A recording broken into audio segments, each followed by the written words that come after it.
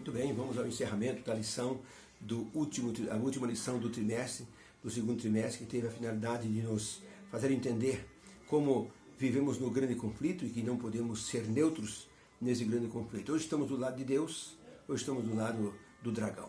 Não tem como ter um meio termo, não tem como se esconder. O estudo focalizou o grande conflito, suas implicações proféticas, tudo que irá acontecer, principalmente o foco envolvendo a salvação. O que Deus quis nos fazer entender neste trimestre é que essa lição foi um treinamento prático para aquilo que vai acontecer. Não podemos dizer, eu não sabia, porque a lição nos ensinou perfeitamente dos acontecimentos, a marca da besta, sobre a perseguição que haverá, sobre o tempo de angústia, tudo profetizado, para que nós pudéssemos, assim, no futuro, ou um futuro muito breve, no tempo do fim, que já se aproxima, nós possamos ter, assim, orientação segura. Um rapaz cometeu um crime, foi levado à prisão. A corte americana fez questão de anunciar que ele seria executado, pena de morte. O pai foi até o presidente. Demorou um pouco, mas ele conseguiu uma audiência. Conversou com o presidente, falou da história do filho, falou do quanto gostaria que o filho fosse perdoado e que ele cuidaria do filho. O presidente disse, olha, eu posso perdoar esse seu filho com uma condição, que ele se mostre arrependido e reconheça o perdão. O pai pegou ali aquela carta contendo assim o perdão para o filho, mas ele tinha uma missão, ele tinha que convencer o filho a aceitar o perdão. Quando esse homem chegou na penitenciária, que mostrou para o diretor da prisão, o diretor disse, pode então ir na cela do seu filho. Quando o pai chegou, o moço ficou em desespero. Ele começou a maltratar o pai. Ele gritou muito, bateu a cabeça na grade, se feriu muito.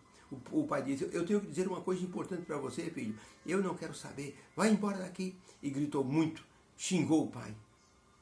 E o pai então abaixou a cabeça e saiu triste. Foi embora para casa. O diretor da prisão foi lá e disse, você é um tolo mesmo, hein? Você merece morrer.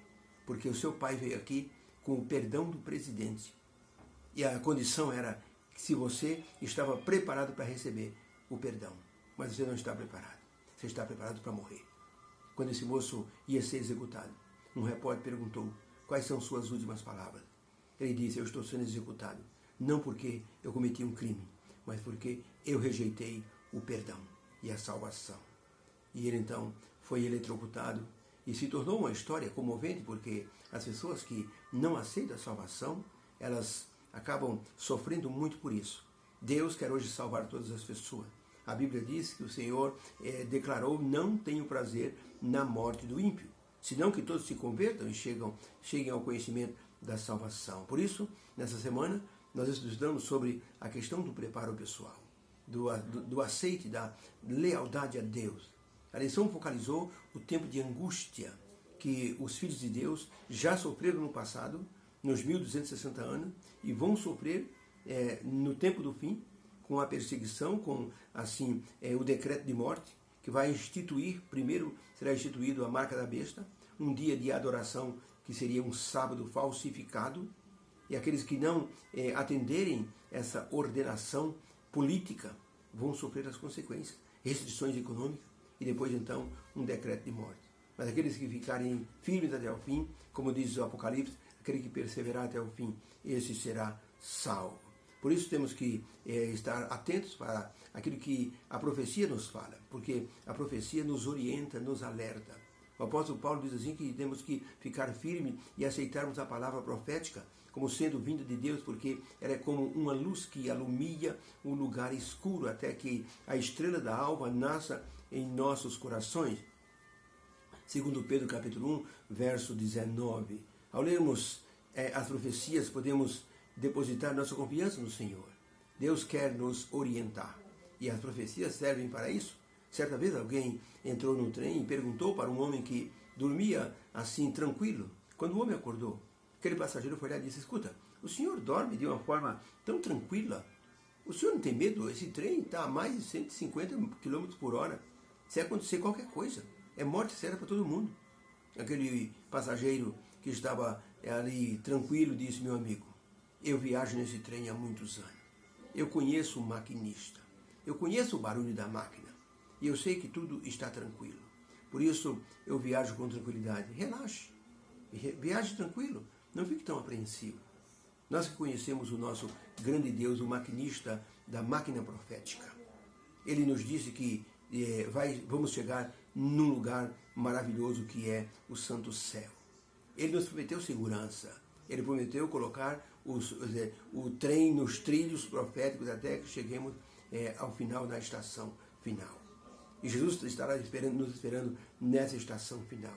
Estamos numa corrida espiritual. Não podemos desistir. Por isso o apóstolo Paulo diz: corramos com paciência a carreira que nos está proposta. Olhando para Jesus, nosso autor e consumador da fé, deixando o pecado que tão de perto nos rodeia. Enquanto os salvos estiverem no céu, estudamos essa semana, os ímpios estarão mortos e o diabo estará sem ninguém para tentar. Será uma prisão de circunstância. Ele não tem a quem tentar. Terminados 1000 anos, onde os salvos no céu farão a revisão dos nomes daqueles que se perderam, e os registros de Deus não há erro. David Kiss, ele morreu na guerra do Vietnã. Em Washington existe um memorial para os combatentes mortos no Vietnã. Do lado de cada combatente que morreu tem um triângulo, simbolizando que ele morreu em combate. Mas David Kiss, ele não está morto. Ele mora num sítio no estado de Wisconsin. Ele não está morto. Ele e um amigo dele estavam fazendo uma ronda à noite, quando um amigo pisou numa bomba enterrada. Explodiu, o amigo morreu, David perdeu uma das pernas, mas foi hospitalizado e por um erro nos registros militares ele foi dado como morto. Mas ele está vivo. Ou seja, erros militares como esse podem acontecer. Quando se abrirem os livros no céu, conforme o apóstolo João viu, não haverá erro, porque Deus não erra. Quem está salvo, quem estará perdido, estará perdido. E o apóstolo João diz assim: abriram-se os livros e serão julgados todos os que estão escritos no livro, e os que não estão escritos se perderão. Os escritos no livro da vida irão para a salvação. Os não escritos estarão para a perdição. Enquanto o diabo estará nessa terra, Jesus vai descer com a cidade santa. Os ímpios vão ressuscitar e vão cercar a cidade santa, tentando tomá-la. E Deus vai então mandar fogo eterno para destruir os ímpios, o pecado e o originador do pecado e seus demônios. Tudo estará terminado. Como diz o livro de Zacarias, não haverá raiz nem ramo. Tudo será exterminado. Ellen White, no livro Grande Conflito, página 620, ela escreveu-nos essas palavras: considerando a brevidade do tempo, nós, como povo escolhido, devemos vigiar e orar, e, em caso algum, permitir que sejamos desviados da solene obra de pregar o Evangelho e nos preparar para os acontecimentos que estão à nossa frente. Temos que pregar, temos que alertar a pessoa, temos que orientar aqueles que não sabem de nada. Deus nos abençoe. Possamos ter aprendido nesse trimestre que a preparação é algo muito importante. Que haja uma bênção em cada coração. Eu oro a Deus, sim, dizendo: Senhor Deus, obrigado por essa lição. O grande conflito está em andamento. Nós queremos a salvação. Nos ajude, Senhor, com o Espírito Santo. Nos dê a bênção de termos nosso nome conservado no livro da vida. Nos abençoe neste sábado, em nome de Jesus. Amém. Que o Senhor te abençoe e te guarde. O Senhor faça resplandecer o seu rosto sobre ti, tenha misericórdia de ti e te dê a paz. Amém. Fica com Deus.